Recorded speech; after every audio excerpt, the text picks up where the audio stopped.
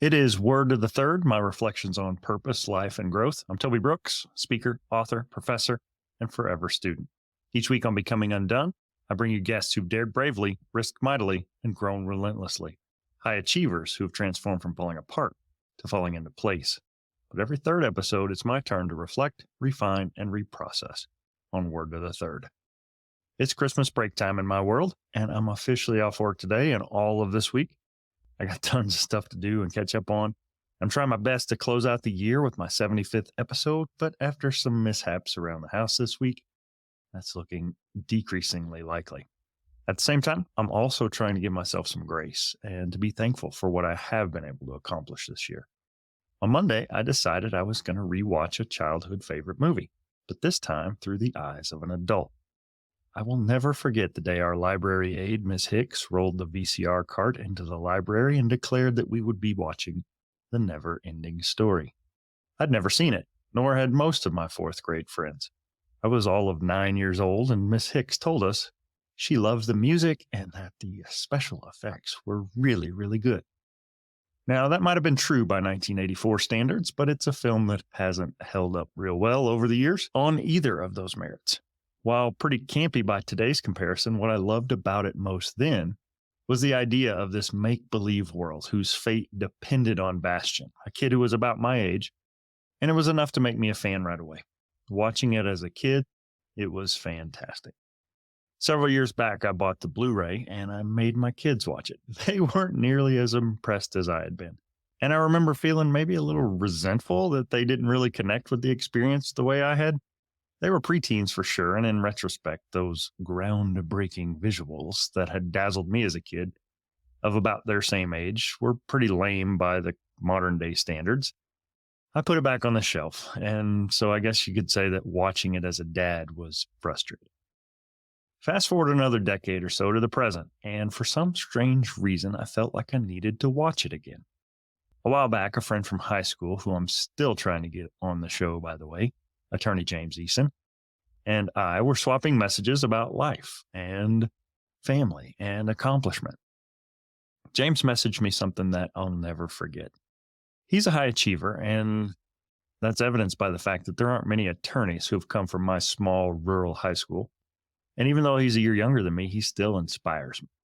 But he said, and I'm paraphrasing here loosely because the message has been lost to time, that regardless of what he's accomplished, in the world's eyes, there were times where he still felt this gnawing lack of purpose or a need to do something of significance. Author David Brooks, no relation to me, writes of a similar sense and feeling in his book, The Second Mountain. For many of us, that first mountain we climb in life is success. Whether it's sports or arts or entrepreneurial pursuits or whatever, we try to scale that mountain of accomplishment, and in proving our worth through degrees or credentials or material things like houses or cars or any of a variety of other things, we try to show the world that we have external value, and we try to prove to ourselves that we have internal value. The problem is, success is rarely satisfying, at least in the long run. So Brooks says that second mountain is significance. Now, I'd say I've been navigating the space between success and significance for a few years now. And today I'd tell you that my biggest goals in life revolve mostly around positively impacting people, leaving things better than I found them, and inspiring others on their own growth journey. With that said, I set aside some time, grabbed my laptop, and watched The Never-Ending Story on Monday with new eyes. Not with those wide, uncritical eyes of a child. Also not with the narrow, hypercritical eyes of a father, but through the opened eyes of a grown-up, looking for deeper meaning in a movie that most of my generation saw and, whether we'd admit it or not, were shaped by. Now, I will say that I've always been a fairly linear and literal thinker. I don't often think about the deeper meaning or the representation that exists in art. That said, there were several quotes, scenes, and story points that jumped out to me this time around. Now, if you haven't seen the movie and you've made it this far in this episode, you really should go watch it. No spoiler alerts here. And if it's been a while since you've seen it, it might be worth it over this break to watch it again. I can tell you that it impacted me pretty hard this time around. And I'm still processing not so much what I saw or heard as much as what it stirred within me. The story goes like this. Young Bastian is a fairly normal elementary school aged kid who has recently lost his mom. He's struggling in school, he's being bullied, but he loves to read. It's his escape. Trying to escape his tormentors one day on the way to school, he takes cover in a bookstore where a grumpy old owner is reading this ornately decorated, leather bound book. The shop owner gets distracted by a phone call, and a curious Bastian snatches it and leaves a handwritten promise to return it. Once he gets to school, he takes cover in what I believe today is a storage attic at his school, which at the time didn't make any sense to 9-year-old me because my school had no such places to hide that I was aware of. Here's another part where younger viewers probably wouldn't get the movie because if it happened today, his dad probably would have gotten a text message or an email alert that his kid never showed up for school. Dad would have texted kid would have realized that he was busted and he would have headed to class. But in 1984, Bastian finds himself stashed away in an attic. He finds a blanket, locates matches and some candles, and he manages to spend the rest of the day and part of the night reading alone with open flames in the attic of his school, next to forgotten skeletons and theater production props. Okay, cool. Not a bad way to spend a day, but whatever. So, as Bastian reads and sometimes narrates the story, we learn of the world of Fantasia, which is being consumed by a mysterious nothing. Led by a childlike empress who's fallen ill, Fantasia's people turn to Atreyu and his trusty steed Artax to race to find the cure for the empress so that the nothing can be defeated and Fantasia will be saved. Sounds simple enough. So Atreyu is this young, confident, capable warrior. His best friend is by his side, or in our case, under saddle. And they set off to defeat this mysterious adversary that they really know nothing about. Sounds like me in my early adult years. So then we hear this. Now, as a kid, these place names meant literally nothing to me. I don't even think they registered. I didn't have a job that would earn me any silver. I didn't know what I wanted to do with my life, let alone had those hopes shattered. And I lacked the need for clarity that a view from the crystal towers would have probably provided. But Atreyu and Artax had already begun to lose their innocence in this journey. They'd searched the Silver Mountains and they found no clues, something I can certainly relate to in chasing after a dollar. They'd made their way through the desert of shattered hopes with empty hands. And boy, who hasn't? And then they left the crystal towers no closer to the answer either.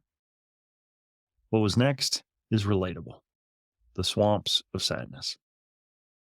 When our climb up Success Mountain doesn't satisfy, it's not uncommon that depression frequently follows. And if not for us personally, certainly someone around us. Inadequacy, insecurity, and doubt creep in like a sludge that we have to find our way to traipse through. And either you do or you don't. Sadly, in one of the most traumatic scenes many of your Gen X friends and relatives can ever recall seeing, Atreyu watches helplessly as his best friend allows the sadness to overtake him. All 18 or so of us 9-year-olds in that library that morning watched helplessly as Atreyu's best friend Artax sank slowly to his death.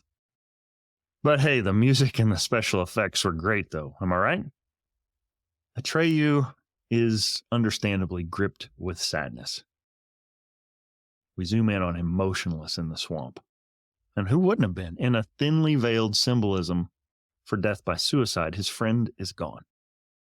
And now Atreyu is wondering what he could have or should have done to stop it. He's nearly taken by a mysterious wolf that we'll see later and would have perished himself if it hadn't been for Falkor the Luck Dragon, who scoops him out of the pit and flies him to safety.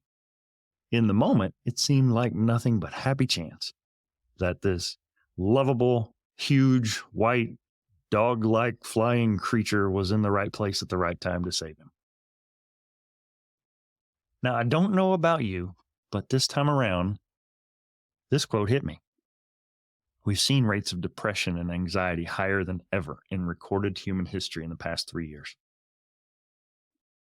Death by suicide has impacted countless people that I know and care about.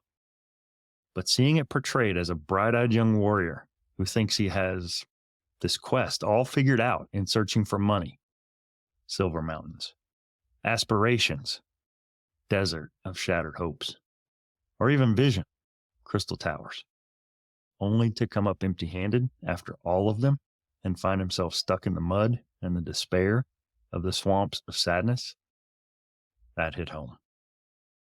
But there was hope. My favorite, Falcor, the luck dragon, to the rescue. And if you never give up, luck will find you. Once Treyu's rescued, he finds himself without his best friend, but still with a quest to complete. He's in the middle of a journey. He's got a long way to go to try and save Fantasia from the nothing. Maybe you felt your own nothing. It isn't something, because, like they say in the movie, that would be something. It's literally nothing. A hungering void. Maybe it's a need to bring something into the world that only you can create.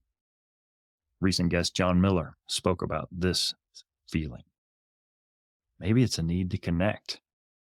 Maybe it's a need to do less. A move from success to significance. From daily duty to lasting legacy. That's enough for now. I'll finish up my interrogation and investigation of a nearly 40-year-old movie in the next installment of Word to the Third. And I fully anticipate that you'll be waiting on pins and needles in the meantime. Well, that wraps up another week. What about you? What are you working on or waiting for? And what are you doing in the meantime to get better every day? I'd love to help, and I'd love to hear about it. Surf on over to undonepodcast.com and drop me a note. For more info on today's episode, be sure to check it out on the web. Simply go to undonepodcast.com/EP69 to see the notes, links, and images related to today's show, The Nothing. I'm Toby Brooks, and this has been Word to the Third. Becoming Undone is a Nitro Hype creative production written and produced by me, Toby Brooks. If you or someone you know has a story of resilience and victory to share for becoming undone, contact me at undonepodcast.com. Follow the show on Facebook, Instagram, and LinkedIn at Becoming Undone Pod, and follow me at Toby J. Brooks.